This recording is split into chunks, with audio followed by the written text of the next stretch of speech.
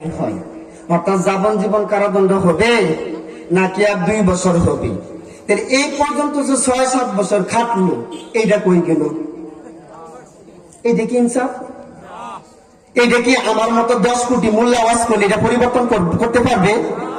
নাকি এই আইনের ধারক যারা পুলিশ, এই আইনের রক্ষাকারী হলো সেনাবাহিনী, এই আইনের প্রোটেক্টর হলো নৌবাহিনী, বিমান বাহিনী, আর্মি, র্যাব, পুলিশ, তারা ব্রিটিশরা 200 বছরে আইনটাও তৈরি করছে এবং এই আইনকে বলবৎ রাখার জন্য এই গোষ্ঠীটাও তৈরি করছে টাকা দিয়ে।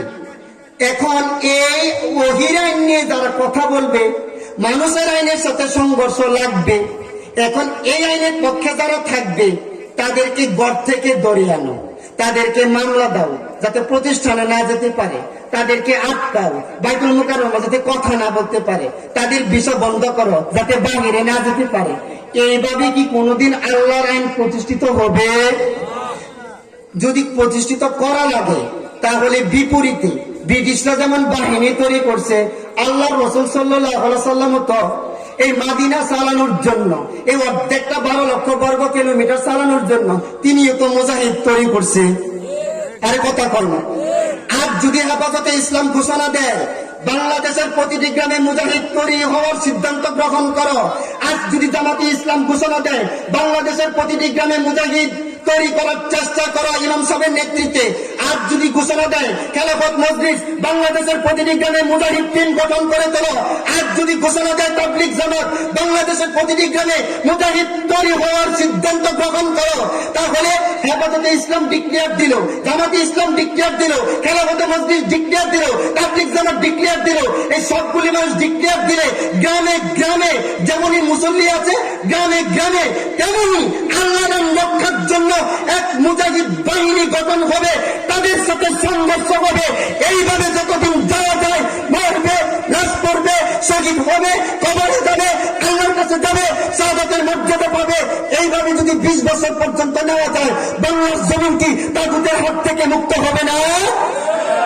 যতই মিছিল করো আর ভোটার সিস্টেম চালু করো, অসম্ভব ব্যাপার। গণতান্ত্রিক পদ্ধতিতে পৃথিবীর কোন জায়গায় ইসলাম কায়েম হয় নাই, হবেও না।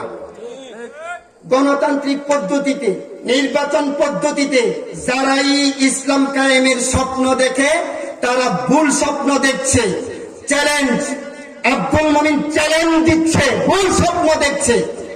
এই ইসলাম কায়েম করতে হলে আফগানিস্তানের তালিবান শক্তি, আমেরিকার ওই সমস্ত বদমাইশদের যেভাবে শিক্ষা দিয়েছে, আফগানিস্তানের তালিবান রাশিয়ার সোভিয়েত ইউনিয়নকে যেভাবে শিক্ষা দিয়েছে, আমাদের ধৈর্য ধরা লাগে আরো 20 বছর ধরব। তারপরে বাতিলের মোকাবেলা ওইভাবেই হবে।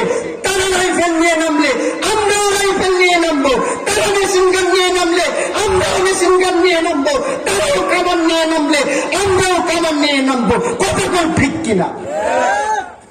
তুমি যাও খালি হাতে আর ও 200 গজ থেকে একটা গুলি দেয়, নারে তাকবীর, আল্লাহু আকবার, যার তাহলে চলে গেল।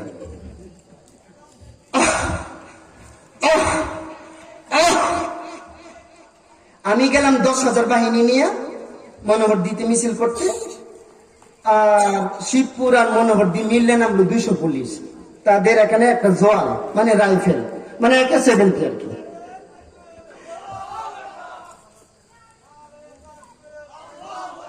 আমাদের মাহফুজ ভাই আসতেছে ইনশাল্লাহ, সময় মতো আমি ছেড়ে দিব।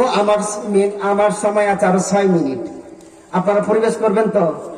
এই 6 মিনিট আর যদি চিল্লান যান, আমার কথা বলে মানুষ বুঝেন, আমি বলে চিল্লাই। আশ্চর্য, আমি দুঃখটা রাখি কোথায়? আমার কথা যদি একেবারেই না বুঝবে, এখন আমি ইমামতি করে ভাত খাই, না বুঝলে একেবারে 2 টাকা তো আমার দিল নইলে, এটা হিংসাত্মক ভাবে বলে নাকি আসলেই বুঝে না? যদি না বুঝে থাকে পরের দিন সকাল থেকে সন্ধ্যা পর্যন্ত খাস বাংলায় বুঝাবো, তারপরেও তোমরা এই কথা বলিও না। কথা ঠিক কিনা? কথা বুঝো না? এই সমস্ত শয়তানগামী মনোভাব বন্ধ করো। কথা আবার বুঝো না কেন? আমি কি ইংলিশে বক্তৃতা দেই? আমি কি উর্দুতে বক্তৃতা দেই? আমি বাংলা ভাষায় কথা বলি। অর্থাৎ যাকে দেখতে নারী তার চলন বাঁকা, যাকে দেখতে নারী তার চলন বাঁকা। আমি সোজা হাঁটলে খুব বেকা হয়ে হাঁটে। ওই যে মোল্লারা জুব্বা পড়লে কাপড়ের দাম বাড়াইছে, এত বড় কাপড় লাগে নাকি? আর যদি খাটা পাঞ্জাবি পরে তো মোল্লারা টাকা পয়সা পায় না, এই জন্য একটু দিয়ে কাপড় বানাইছে।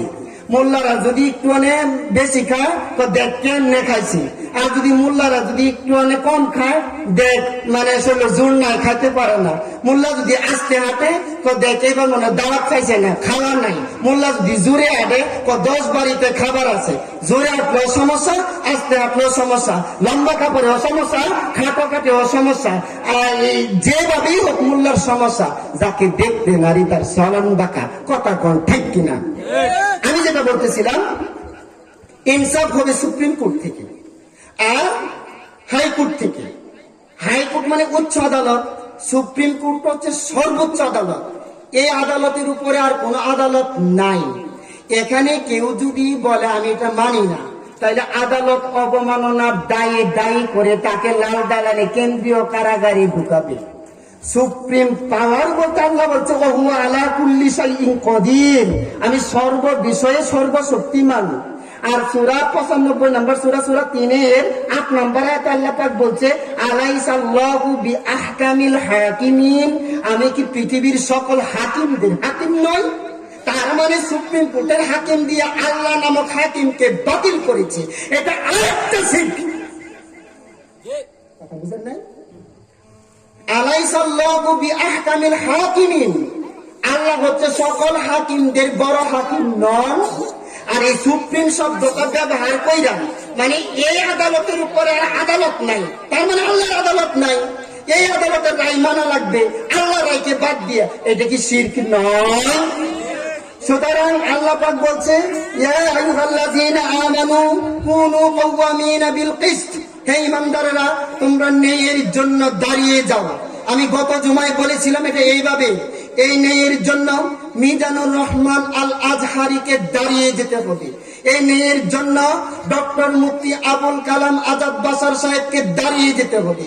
এই ন্যায়ের জন্য সাদিকুর রহমান আল হাজআরিকে দাঁড়িয়ে যেতে হবে। মুফতি আমির হামজা সাহেবকে দাঁড়িয়ে যেতে হবে। অধ্যাপক তৈয়বুর রহমানকে দাঁড়িয়ে যেতে হবে।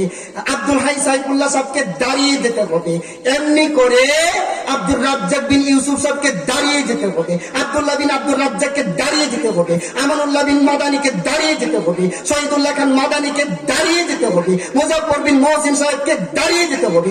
ডক্টর মুসলিউদ্দিন সাহেবকে দাঁড়িয়ে যেতে হবে। জনাব আজহারুল ইসলাম সাহেবকে দাঁড়িয়ে যেতে হবে। জনাব মাহফুজুর রহমান সাহেবকে দাঁড়িয়ে যেতে হবে।